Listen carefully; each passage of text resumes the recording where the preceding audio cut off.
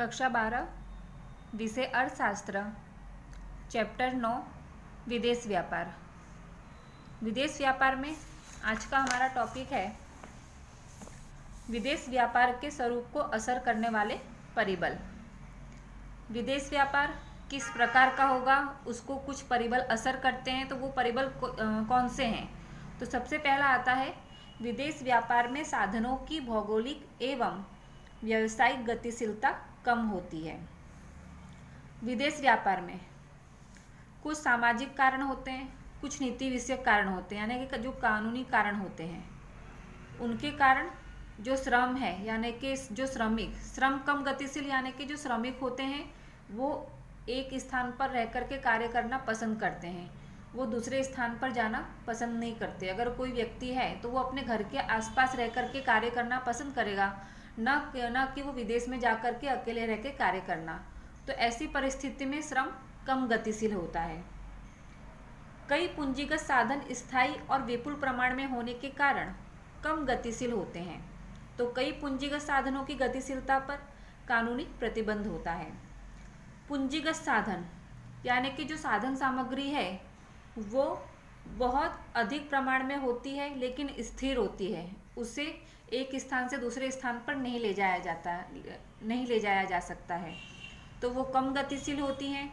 साथ में कुछ साधन इस प्रकार के होते हैं जिस पे कानून अपना नियंत्रण रखता है, सरकार अपना अंकुश रखती है, तो ऐसे साधन कम गतिशील या गतिशील नहीं होते हैं। साथ में जो भी नियोजन शक्ति है, जो निवेश करने वाले व्यक्ति हैं, वो श्रम की तरह ही कम गतिशील होते हैं। तो ऐसी परिस्थिति में ये जो भौगोलिक और व्यावसायिक गतिशीलता है वो कम होने के कारण विदेश व्यापार पर उसका असर देखने को मिलता है।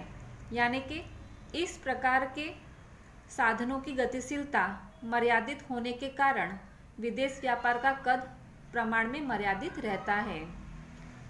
उसके बाद दूसरा पॉइंट है वैविध्यपूर्ण वस्तुओं का व्यापार। विदेश व्यापार में अनेक प्रकार की विविधता रखने वाली वस्तु और सेवा उपलब्ध करवाई जाती है, जिससे विभिन्न जीवन स्तर और जीवन शैली वाले व्यक्तियों की तमाम प्रकार की मांग को संतुष्ट किया जा सके। विदेश व्यापार में बहुत सारी कंपनियां होती हैं, बहुत सारी इकाइयां होती हैं, व्यावसायिक इकाइयां कि जो व्यापार करने के उद्देश्य से विदेशों में स्थापित होती हैं। तो ऐसी इकाइयां जो भी वस्तुओं का उत्पादन करती हैं, तो एक प्रकार की वस्तु बहुत सारी इकाइयां बनाती है, जिसके कारण हर एक देश की टेक्नोलॉजी अलग अलग होती है, तो उन वस्तुओं में कुछ विभिन्नता नज़र आती है। यानी कि लोगों को एक जैसी वस्तु लेकिन उसमें कुछ न कुछ विभिन्नता वाली वस्तुएं लोगों को उपयोग करने के लिए मिलती है, जिससे जो भी व्यक्ति हैं, जो भी आम प्रजा है, उनकी आवश्यकताओं को अधिक से अधिक संतुष्ट किया जा सकता है, क्योंकि बहुत सारी इकाइयां स्थापित होने से वो व्यक्तियों की मांग को संतुष्ट करने में सक्षम होती हैं। साथ में विदेश व्यापार की सफलता और समृद्धि का आधार ही विविधता है। उदाहरण के तौर पे कि जिन देशों में बिजली की कमी होती है तो वहाँ पर मानव संचालित मशीनों की मांग ज़्यादा होती है, जिसे हाथ से चलाया जाता है। और जहाँ पर बड़े पैमाने पर बिजली का उत्पादन करने वाले देश होते हैं, वहाँ पे स्वयं संचालित यानी कि ऑटोमेटिक मशीनों का जो मांग है वो अधिक होता है। तो इस प्रकार वैविध्यपूर्ण वस्तुओं का जो व्यापार है ये विदेश व्यापार को असर करता है। उसके बाद तीसरा पॉइंट आता है चुनौतीपूर्ण स्वरूप। चुनौतीपूर्ण स्वरूप में जो विदेश व्यापार है उसमें अनेक चुनौतियों का सामना करना पड़ता है, क्योंकि विविध देशों में विविध प्रकार की जलवायु होती है, भाषाएं होती हैं, संस्कृति, रीति रिवाज, आदत, पसंदगी, ये सारी चीज़ें हर एक देश में अलग अलग देखने को मिलती है। तो ये एक तरह से अवरोध होते हैं, रुकावटें होती हैं। तो इन्हें दूर करके व्यापार करना ये व्यापारियों के सामने एक चुनौती होती है। उसके बाद चौथा पॉइंट आता है राजनयिक प्रयत्न। राजनयिक प्रयत्न यानी कि जो देश की सरकार है वो प्रयत्न करे तो विदेश व्यापार सक्षम हो पाता है, विदेश व्यापार आगे बढ़ पाता है।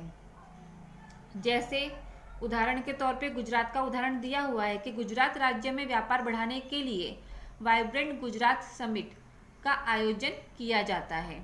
हमें पता है कि हर साल वाइब्रेंट गुजरात प्रोग्राम आयोजित किया जाता है, जिसमें दुनिया भर से जो व्यापारी हैं, जो इकाइयों के मालिक होते हैं, वो प्रतिष्ठित व्यक्ति होते हैं, संबंधित देश के कानून के जो व्यक्ति होते हैं, वो सभी लोग यहाँ पर आते हैं, आपस में चर्चा होती है और उसके बाद व्यापार अधिक से अधिक गुजरात में लाने की कोशिश की जाती है, भारत देश में लाने की कोशिश की जाती है। तो ये राजनयिक प्रयत्न कहे जाते हैं कि ये सरकार के द्वारा प्रयत्न है कि किस प्रकार जो विदेशी कंपनियां हैं, इकाइयां हैं, विदेशी व्यापारी हैं, उनको आकर्षित करके भारत में निवेश करने के लिए उन्हें मनाया जा सके। उसके बाद पांचवा पॉइंट आता है विविध मुद्रा के भाव और उनके मूल्य के संदर्भ में धारणाएं। विदेश व्यापार में जो सर्वस्वीकृत मान्य चलन है उसमें ही भुगतान करना होता है, यानी कि डॉलर में। इसलिए व्यापार से जुड़े तमाम देशों को अपने देश के चलन को अंतर्राष्ट्रीय चलन में रूपांतरित करना पड़ता है। इसके लिए विविध विनिमय दर और उसमें होने वाले उतार चढ़ाव की संपूर्ण जानकारी होना अनिवार्य हो जाता है कि अगर जो भी व्यापारी हैं जो विदेश व्यापार करना चाहते हैं, अंतर्राष्ट्रीय स्तर पर व्यापार करना चाहते हैं, तो उनको अपने देश का जो मुद्रा है उसे अंतर्राष्ट्रीय चलन में रूपांतरित करना पड़ता है। उसके लिए विनिमय दर पता होना चाहिए, यानी कि हमारे रुपये के सामने हमारा कितना रुपया है डॉलर के सामने, वो हमें पता होना चाहिए। साथ में जो उतार चढ़ाव होते रहते हैं कि कभी हमारे रुपये की कीमत कम होती है, कभी अधिक होती है, तो उसकी संपूर्ण जानकारी व्यापारियों को होनी चाहिए। और यदि ऊंचे भाव पर विदेशी मुद्रा खरीदी जाए तो व्यापार में नुकसान उठाना पड़ सकता है कि अगर हम $1 के सामने जितना अधिक रुपया देंगे, यानी कि व्यापारियों को उतना अधिक नुकसान होता है। डॉलर के सामने हमारे भारत के रुपये की कीमत जितनी ज़्यादा होगी उतना हमारे देश में मंदी की स्थिति है, हमारे रुपये का दर नीचा है, ये सिद्ध होता है। यानी कि हमको सिर्फ बाहर का एक मुद्रा खरीदने के लिए, $1 खरीदने के लिए हमको अधिक से अधिक हमारे देश का रुपया देना पड़ता है। उसके बाद छठा पॉइंट आता है विविध राष्ट्र एवं अंतर्राष्ट्रीय संस्थाओं के संयुक्त प्रयास। तो विश्व स्तर पर अंतर्राष्ट्रीय व्यापार को विकसित करने के लिए तमाम देश और उसकी सरकारों को विश्व व्यापार संगठन यानी कि WTO वर्ल्ड ट्रेड ऑर्गेनाइजेशन संस्थाओं के साथ सामूहिक प्रयत्न करने पड़ते हैं। ये व्यापार संगठन बनाया गया है WTO, जिसमें विविध देश शामिल होते हैं जिन्हें अंतर्राष्ट्रीय स्तर पर व्यापार करना होता है। और जब से WTO की स्थापना की गई है, भारत शुरू से ही उसका सदस्य रहा है। तो WTO जो भी नीति नियम कानून व्यापार से संबंधित बनाता है, उसमें जो भी सदस्य देश होंगे उन्हें उसका पालन करना अनिवार्य होता है, जिसके अंतर्गत उन्हें अपनी नीति और व्यापार को अधिक अनुरूप बनाना पड़ता है। देश में सामाजिक और सांस्कृतिक संगठनों को इस प्रकार के व्यापार को खुले मन से स्वीकार करना चाहिए। तो ये WTO का कार्य है कि जो भी देश उसके सदस्य बने हैं उन देशों में किस प्रकार से व्यापार बढ़ाया जा सके, अंतर्राष्ट्रीय स्तर पर उन देशों को किस प्रकार आगे लाया जा सके, उसके लिए वो अलग अलग प्रकार के प्रयत्न करते हैं। तो यहाँ पे ये विविध राष्ट्र हैं जिनका एक संयुक्त प्रयास है ये विदेश व्यापार को बढ़ाने का। उसके बाद सातवां पॉइंट है राजकीय एवं सामाजिक विचारधारा की असर, जिसमें विश्व युद्ध जैसी घटनाओं के बाद अनेक देशों के बीच व्यापारिक संबंध बिगड़ जाते हैं। ऐसी परिस्थिति में विश्व के नेताओं के साथ मिलकर व्यापार बढ़ाने के प्रयास किए जाएं तो देश का ध्यान युद्ध से हटा करके व्यापार की दिशा में केंद्रित किया जा सकता है।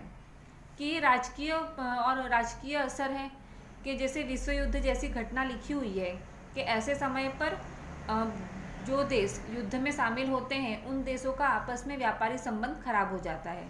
तो ऐसी परिस्थिति में क्या होना चाहिए कि जो नेता हैं वो विश्व के जितने भी नेता हैं वो आपस में मिल करके व्यापार बढ़ाने के प्रयास करें, जिससे लोगों का ध्यान या फिर देशों का ध्यान युद्ध से हट करके व्यापार की तरफ हो जाए, तो वो युद्ध की स्थिति को टाला जा सकता है। तो ये राजकीय और सामाजिक विचारधारा है। बड़े पैमाने पर व्यापार, 8वां पॉइंट, विदेश व्यापार का कद बहुत ही ज़्यादा बड़ा होता है, जिसमें बहुत सारे देश, बहुत सारी वस्तुएं, और अगर जितने अधिक देश होंगे उन देशों का अलग अलग कानून, तो ये सारी चीज़ें आपस में जुड़ करके व्यापार करती हैं, तो बड़े पैमाने पर व्यापार होता है। उसके बाद है विशेष प्रमाण में कर और स्वीकृति। अंतर्राष्ट्रीय व्यापार में जो भी देश हैं जहाँ पे विदेश व्यापार करना होता है वहाँ पे अलग अलग प्रकार के कर भरे जाते हैं। साथ में व्यापार करने के लिए जो भी वस्तु और सेवा है उसकी स्वीकृति की और जांच, गुणवत्ता की जांच का सर्टिफिकेट, परिवहन की व्यवस्था दर्शाने वाले कागज, दस्तावेज, ये सारी चीज़ें ज़रूरी होती हैं। साथ में विदेश व्यापार करना है तो खाद्य वस्तु यानी कि जो खाने पीने की वस्तु हैं वो और दवाइयाँ हैं वो, उनका गुणवत्ता स्तर रखा जाता है। हर एक देश में क्वालिटी अलग अलग प्रकार की वो लोग मांगते हैं खाने पीने की चीज़ों की, दवाइयों की, तो उस हिसाब से उत्पादन करके व्यापार किया जाता है। उसके बाद आखिरी 10वां पॉइंट आता है प्रतिस्पर्धा और जोखिम का ऊंचा प्रमाण। किसी देश में व्यापार करना है तो उस देश में ऐसी वस्तु बनाने वाले विभिन्न देशों की कंपनियां या व्यापारिक इकाइयां वहाँ पे स्थित होती हैं बाजार का बड़े से बड़ा हिस्सा लेने के लिए। ऐसी परिस्थिति में उन इकाइयों के बीच में प्रतिस्पर्धा बहुत अधिक प्रमाण में देखने को मिलती है।